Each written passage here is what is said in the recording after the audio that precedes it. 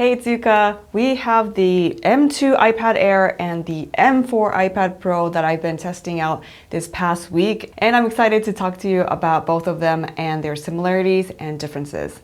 Apple sent me their 13-inch versions for both of them to try, but they both come in an 11-inch size as well.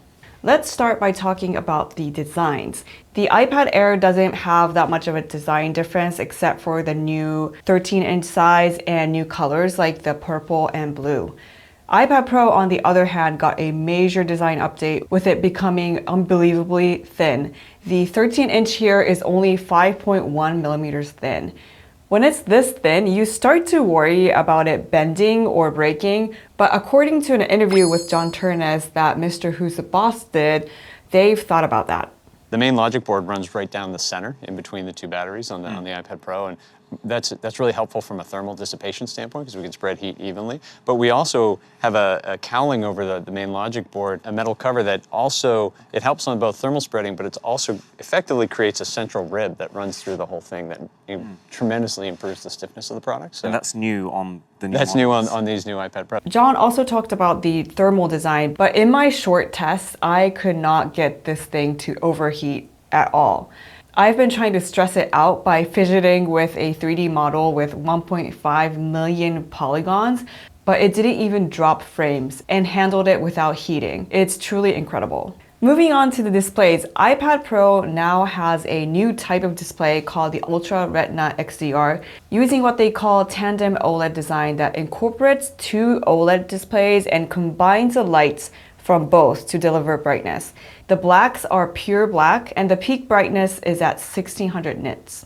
This thing is absolutely beautiful, and there is now an option to add nanotexture glass coating. The iPad Pro I have here is the regular glass version, and I saw the nanotexture version at the Apple event in New York, but I haven't had the chance to get a super close look and play with it. So I cannot comment on it too much, but I just want to mention that even though you can use your Apple Pencils on the nanotexture glass, I would say it's intended for people who are going to use the iPad Pro as a reference monitor rather than a drawing tablet. It now has a new reference mode that allows you to calibrate the display to different color standards. If you like grippy, paper-like textures for writing and drawing, I would suggest getting a screen protector specifically made for this purpose for less than $10 instead of getting a $100 nanotexture coating.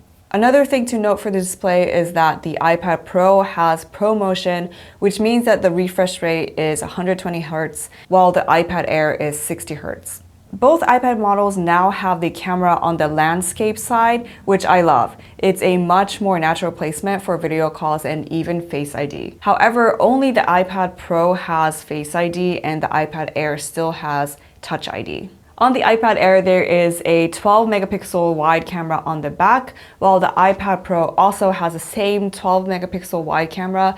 It has an adaptive two-tone flash, a LiDAR scanner, and an ambient light sensor, which is used to adjust the screen brightness in addition to the one on the front. In terms of performance, the new M4 chip is insanely fast. Even compared to the M1 Max MacBook Pro 14-inch, which is my daily driver, it exceeded in CPU performance. M4 kind of took the spotlight. The M2 iPad Air is also extremely capable, but M2 iPad Air is now faster than the M1 iPad Pro, which is the one I have. Moving on to speakers, iPad Pro features 4 speakers and 4 studio quality microphones. The new iPad Air also features landscape stereo speakers, and apparently the 13-inch model has even better sound quality than the 11-inch. Because the iPad Pro is now thinner, you might think it could negatively affect the sound quality, but the speakers actually sound amazing. Here's a little comparison.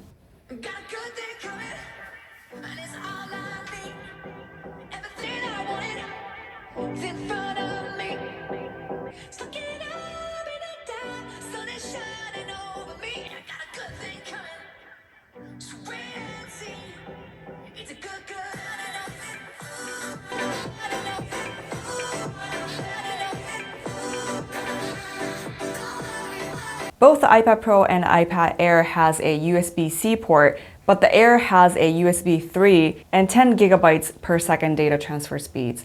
while the Pro has a Thunderbolt 3 and USB 4 port, and it can transfer data up to 40 gigabytes per second. They both actually connect to the Pro Display XDR at 6K resolution and the Studio Display at 5K resolution. Next, let's talk about the keyboard. Magic Keyboard is now separated into two different types. One is the same as what we have here and what we had before called Magic Keyboard. And this works with the new M2 iPad Air along with older iPad Pros and iPad Air models. The new one is called Magic Keyboard for iPad Pro, and it only supports the M4 iPad Pro for now. They are not interchangeable, so if you try to stick them into the other one, the magnet just doesn't align and doesn't fit. Even though the iPad itself and the Magic Keyboard itself is lighter on the iPad Pro, the total difference comes out to just 50 grams or less than 2 ounces. I can feel the difference when I pick it up, but it's actually not that significant. Back to the keyboard itself, the new Magic Keyboard for iPad Pro has a new hinge design that pushes the iPad further back so it can use more real estate for the keyboard and trackpad. It has a function row, larger glass trackpad with haptic feedback, and feels closer to a MacBook keyboard, especially now with the aluminum finish on the inside. Both iPad Air and iPad Pro can be used with a new Apple Pencil Pro and the Apple Pencil USB-C model. I will be doing another video that covers all the things on Apple Pencil Pro, so make sure you check that out when you're done with this one. For final thoughts, it's actually kind of funny that Air is now heavier than the Pro, but the Air is actually a great option for most people looking for an iPad.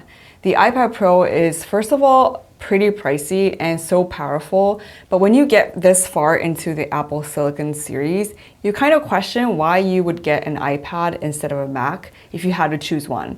iPad is a great companion to a Mac and can do some things that Mac can't do, but there are a lot of things that Macs can do that the iPad can't. With the M4 chip, the iPad Pro is extremely powerful, but it's definitely running into the limitations of iPad OS and the lack of Pro applications. They're releasing a new version of Final Cut Pro for iPad and Logic Pro, which I'm really excited about, but the overall ecosystem is far behind than the Macs if you really want to push its limits. Also, the funny thing is that if you match the specs of a M3 MacBook Pro to an M4 iPad Pro, the iPad Pro is much more expensive, especially when you start to add on accessories like the Magic Keyboard and Apple Pencil. Another thing that I'm curious about is the AI stuff that's supposed to be announced at WWDC in less than a month. The TOPS, which stands for trillions of operations per second on M4, had a big leap to 38 from 18 on the M3. So the neural engine capabilities have also been supercharged, but the iPad announcements didn't really have anything to say about AI except for some Final Cut Pro and Logic Pro features. I can't wait to learn about the new updates coming to iPad OS that the M4 chip can be utilized for. I hope you liked this video, and if you did, please subscribe for more tech and creativity videos. See you in the next video. Bye!